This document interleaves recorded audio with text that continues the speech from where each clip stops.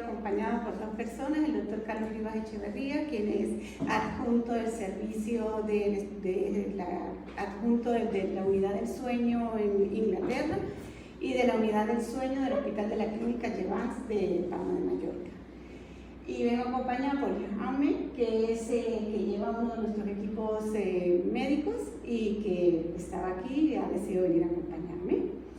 Bueno, pues esta charla se da en razón de que en el Colegio Médico hubo una premiación, una beca, y entonces yo fui premiada con un curso de innovación para el estudio de la apnea obstructiva del sueño y el estudio polisonográfico, que es realmente la parte que yo no conocía.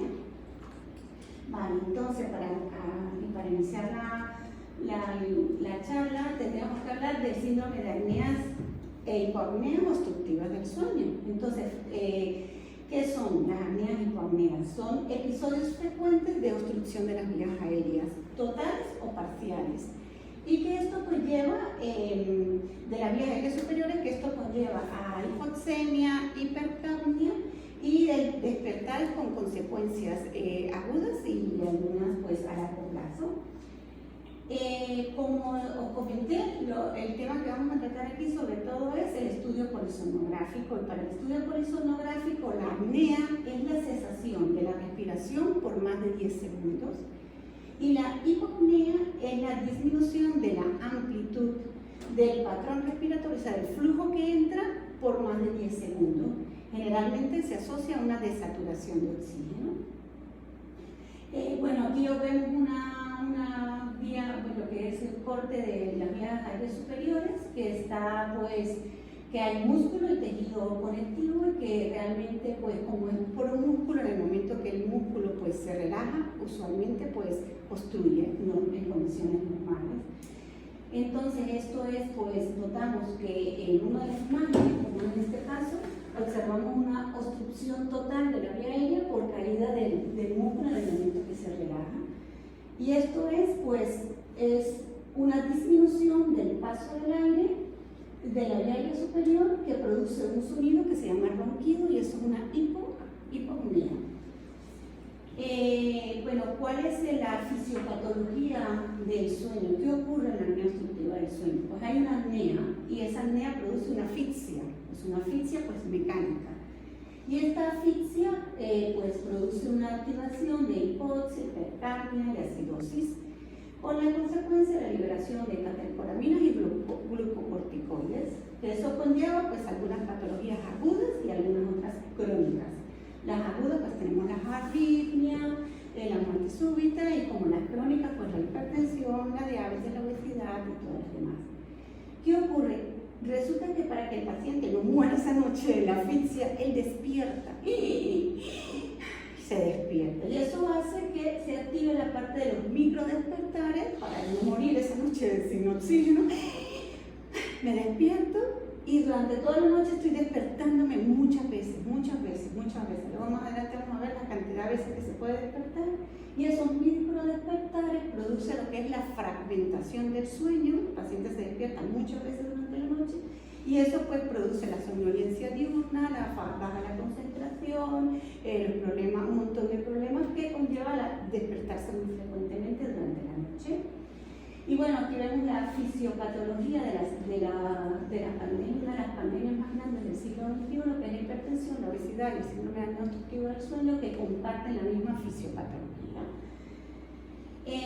¿Cuáles son los signos y los síntomas más importantes de la apnea obstructiva del sueño? Que son los que utilizan para los screening, ¿no? del Berlín y toda esa cosa. El paciente que ronca, el paciente que llega con somnolencia diurna, la hipertensión arterial, la obesidad. También tenemos pues los dolores de cabeza, las nicturias, las astenias, la desconcentración. También tenemos hipertensión arterial, las enfermedades cardíacas, enfermedades cerebrovasculares, síndromes metabólicos, obesidad. La primera causa identificable de la hipertensión arterial es la apnea obstructiva del sueño. Aquí vemos que la fibrilación auricular, el 50% de los pacientes tienen apnea obstructiva del sueño.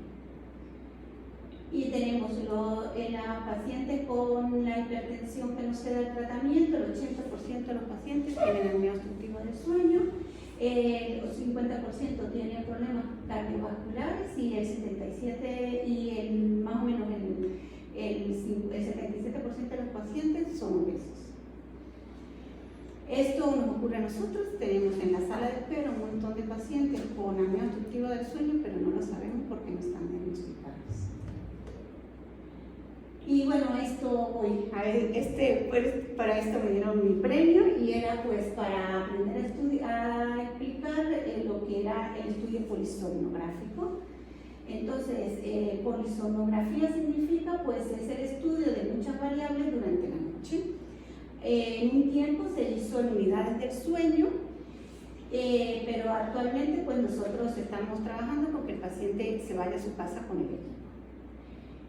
Por definición, para el estudio polisomnográfico como tal, la definición de apnea obstructiva del sueño es más de el índice de apnea y hiponea mayor a 15 o mayor a 5 con los otros síntomas que hemos hablado, hipertensión, diabetes, que eso ya habla de la apnea obstructiva del sueño. Pues esto es el equipo, ¿no? Tengo aquí yo pues un equipo que me ha prestado que es uno de los equipos con los que trabajamos, que cuenta pues con un equipo muy cómodo, que tiene una cinta que se pone más esto va colocado en el centro torácico y la cinta pues va en el tórax, alrededor del tórax, y este mide el movimiento del tórax y abdomen. Luego esto va conectado lleva un sensor respiratorio que mide el flujo de la entrada y la salida del aire, y luego tiene un pulsiosímetro que mide frecuencia cardíaca y mide saturación. Vale, esto por ahí. Luego, pues entramos en acción. Pues esto es un estudio polisomnográfico, una polisomnografía hecha. Estos son 30 segundos, estos son 60 y estos son, 30 segundos, 60 y estos son 2 minutos.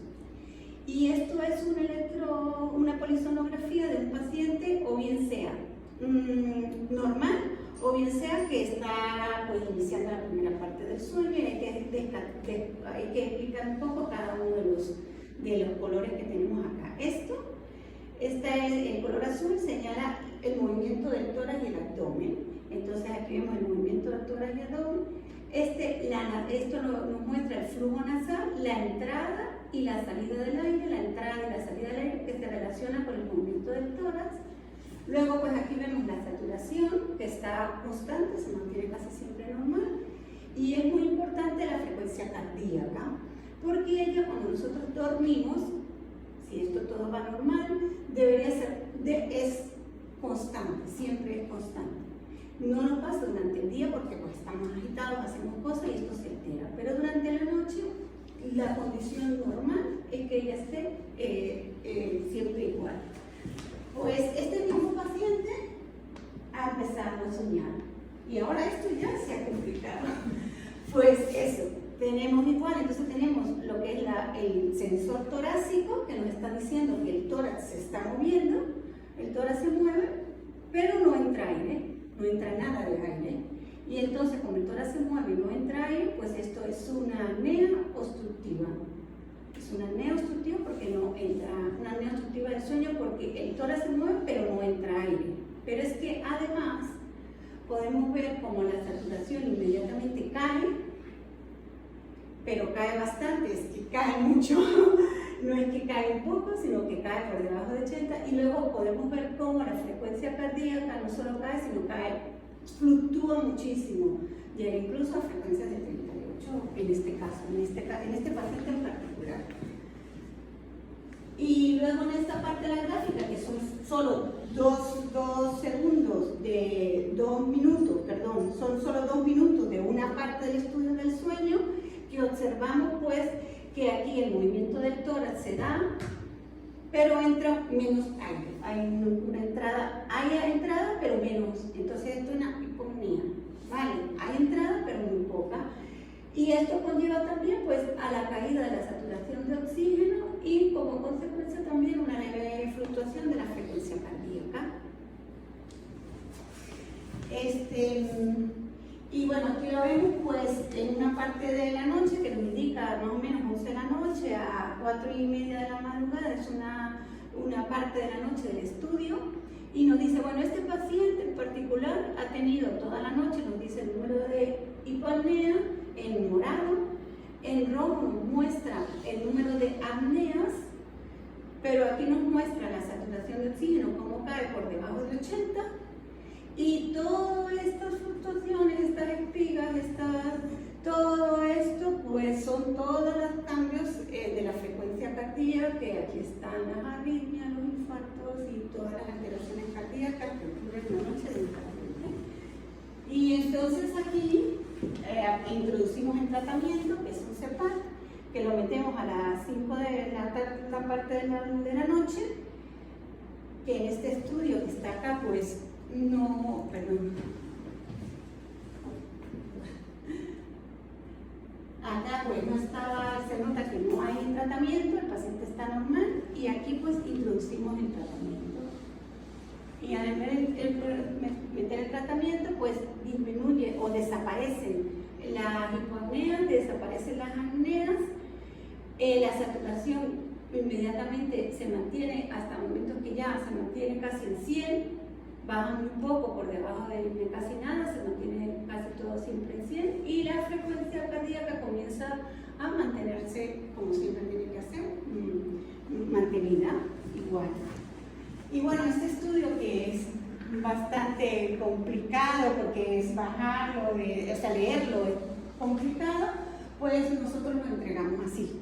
Es un informe que es una especie de semáforo, que lo que indica es, pues el verde es un rango normal, el amarillo es un rango de más o menos ya ojo, y el rojito, como todo lo rojito, es pues que el paciente está muy mal. En este caso, este paciente en particular tiene 75% de apnea por hora, tiene 75 apneas por hora, y el 40% de la noche estuvo con saturaciones por debajo de 90.